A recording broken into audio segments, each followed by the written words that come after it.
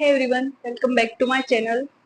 सो पिछली क्लासेस में हम लोगों ने फाइलम पोरीफेरा के बारे में पढ़ा था। आज हम लोग फाइलम सिलेंट्रेटा के बारे में पढ़ने वाले हैं। देखते हैं। आपको पता है कि फाइलम सिलेंट्रेटा को निडारियंस भी कहा जाता है।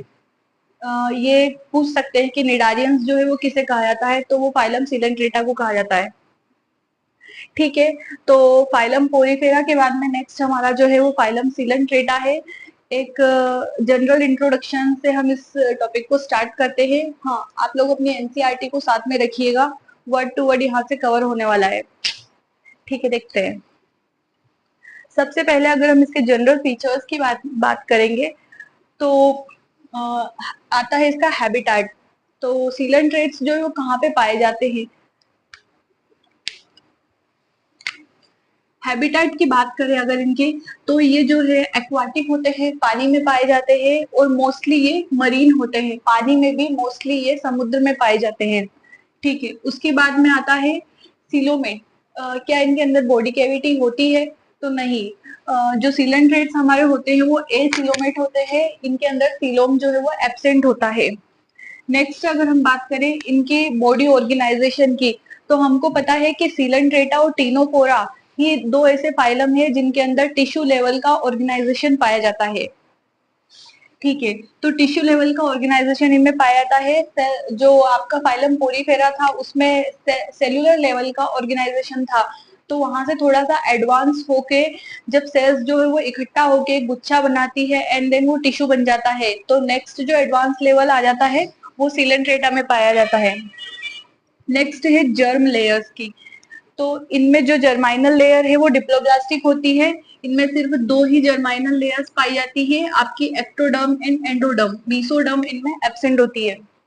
नेक्स्ट बात करते हैं सिमेट्री की। तो जो हमारे सीलेंट्रेट्स होते हैं वो रेडियल सिमेट्री शो करते हैं। एज यू नो कि रेडियल सिमेट्री क्या होता है।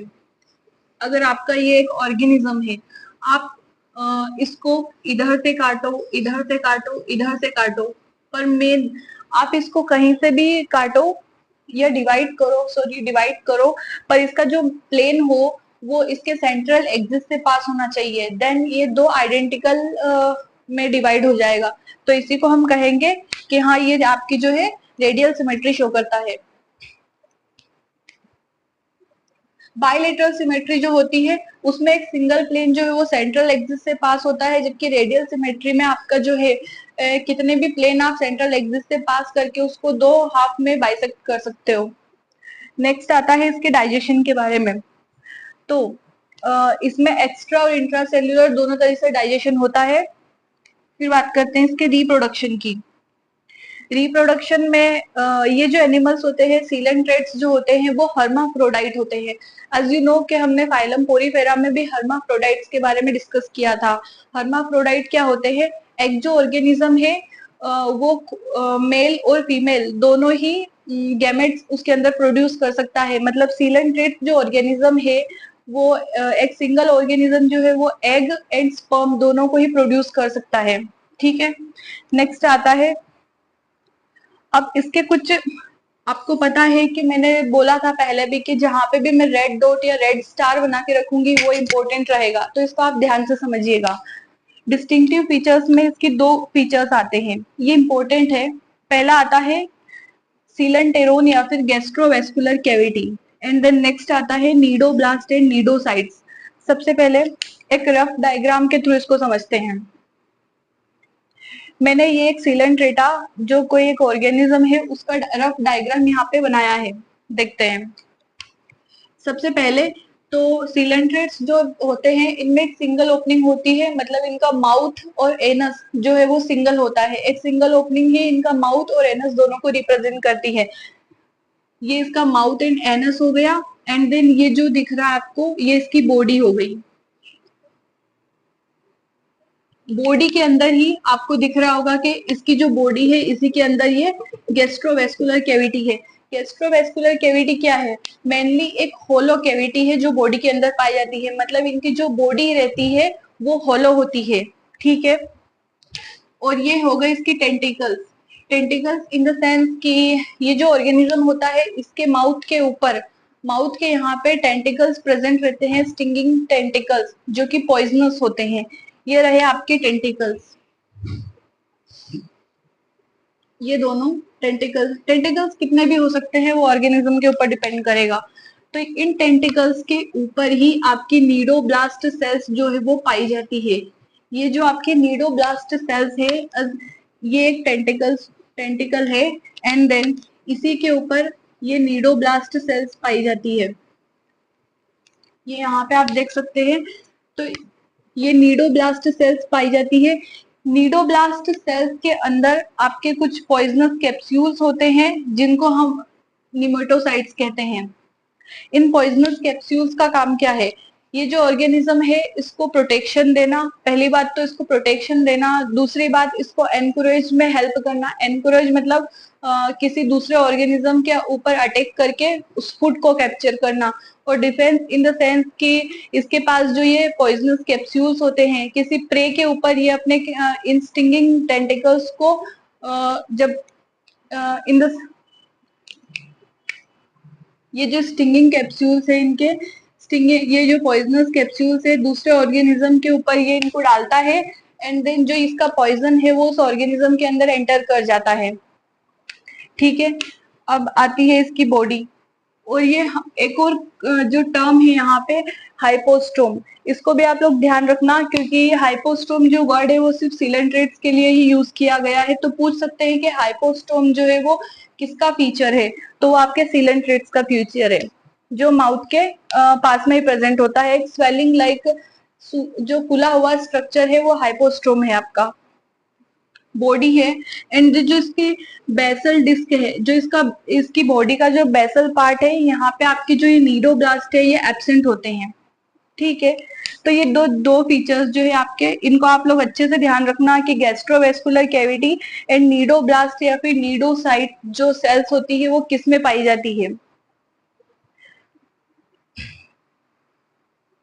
अब आते हैं इसके एग्जाम्पल के ऊपर। एग्जाम्पल से पहले हम लोग देख लेते हैं ये इसके कुछ और फीचर्स होते हैं।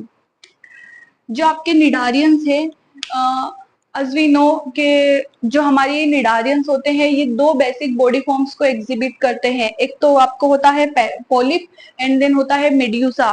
तो those cnidarians which exhibit both body forms like polyp and medusa, जो ऐसे निडारियंस जो दोनों ही बॉडी फॉर्म्स को एग्जिबिट करेंगे, पॉलिप एंड मेड्यूसा, वो आपकी अल्टरनेशन ऑफ जनरेशन को एग्जिबिट करते हैं। मतलब एक निडारियन जो है वो पॉलिप एंड मेड्यूसा, उसकी लाइफ साइकिल में दोनों ही चीजों को अगर एड ऑन कर रहा है तो वो आपका अल्टरनेशन ऑफ जनरेशन को एग्जिबिट करेगा। अल्टरनेशन ऑफ जनरेशन को आप मेटाजेनेसिस भी कह सकते हैं। तो ये नीट के हिसाब से बहुत ही इंपॉर्टेंट है कि अल्टरनेशन ऑफ जनरेशन या फिर मेटाजेनेसिस जो है वो कौन एग्जिबिट करता है, तो आपके निडारियंस एग्जिबिट करते हैं। और इसका एग्जाम्पल है ओबेलिया, जो कि वेरी वेरी आईएमपी है। ठीक है, एक और जो आपने समुद्र में सुना है कोरल्स के बारे में, कलरफुल कोरल्स होते हैं। तो जो आपके कोरल्स है वो क्या होते हैं, वो ये निडारियंस के अंदर ही आते हैं। जो फाइलम निडारियंस या जो सीलेंट्रेटा है, इसी के अंदर आपके कोरल्स आते हैं। ये रहे। तो कोरल्स भी पूछ सकते हैं कि जो कोरल्स है आपके वो कौन से फाइलम में पाए जाते हैं, तो वो आपके निडारियंस या सीलेंट्रेटा फाइलम में पाए जाते हैं। कोरल्स जो होते हैं, यहाँ से एक ही क्वेश्चन बन सकता है कि जो आपके कोरल्स है उनका स्केलेटन किससे बना हुआ होता है। तो कोरल्स का स्केलेटन जो है वो बना हुआ होता है कैल्शियम कार्बोनेट से। ये डायरेक्टली नीट में आपके एनसीईआरटी में दिया हुआ है कि जो कोरल्स है उनका स्केलेटन कैल्शियम कार्बोनेट से बना हुआ है। ये भी इंपॉर्टेंट है, इसको अंडरलाइन करके रखना। नेक्स्ट आते हैं हम पॉलिप और मेड्यूसा की बात करते हैं। आपका जो पॉलिप है, ये रहा आपका पॉलिप। पॉलिप जो है वो एक सिलेंड्रिकल शेप में होता है। जस्ट सेकेंड,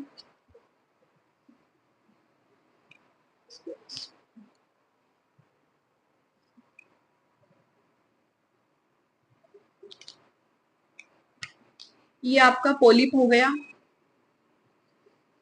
पोलिप जो है वो आपका सिलिंड्रिकल शेप का होता है एंड वो जो आपका सॉलिड सरफेस रहता है उससे अटैच रहता है। सेसाइल रहता है, सेसाइल मीन्स सॉलिड जो सरफेस है उससे अटैच रहता है।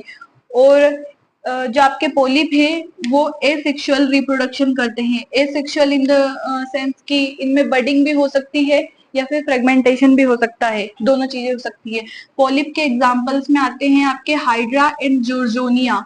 Hydra and gorgonia. अब हम बात करते हैं मेड्यूसा की। मेड्यूसा जो है वो आपका अम्ब्रेला शेप का होता है, ये रहा।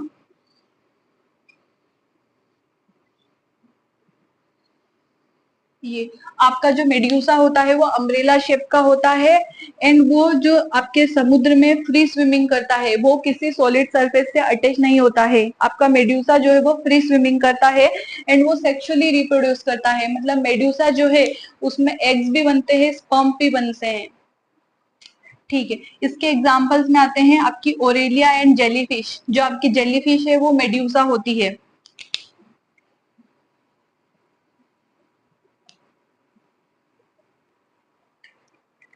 ठीक है, तो इतना हमने बात कर लिया है कि जो आपका पॉलिप है वो सिलेंड्रिकल होता है एंड मेड्यूसा जो है वो अम्ब्रेला शेप होती है।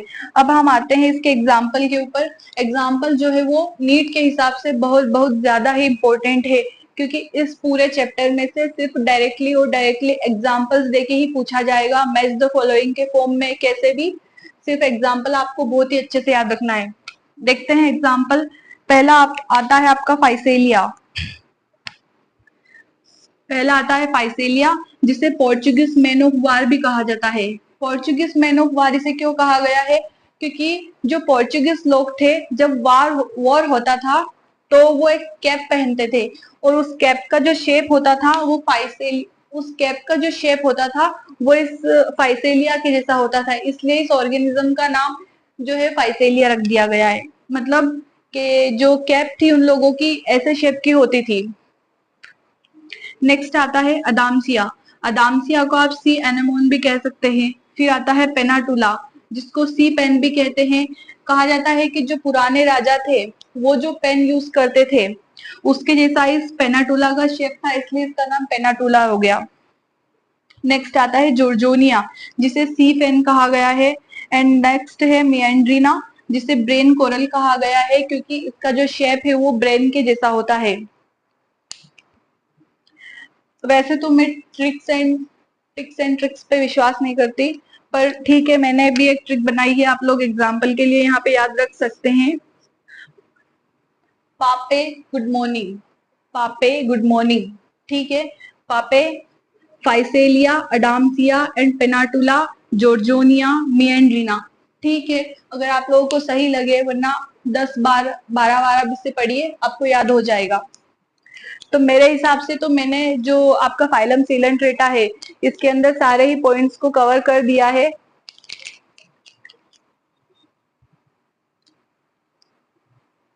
ठीक है, फिर मिलते हैं नेक्स्ट फाइलम में, जो कि हमारा होगा सिलेंट्रेटा एंड टीनोफोरा। टीनोफोरा जो है वो हमारा नेक्स्ट फाइलम होगा।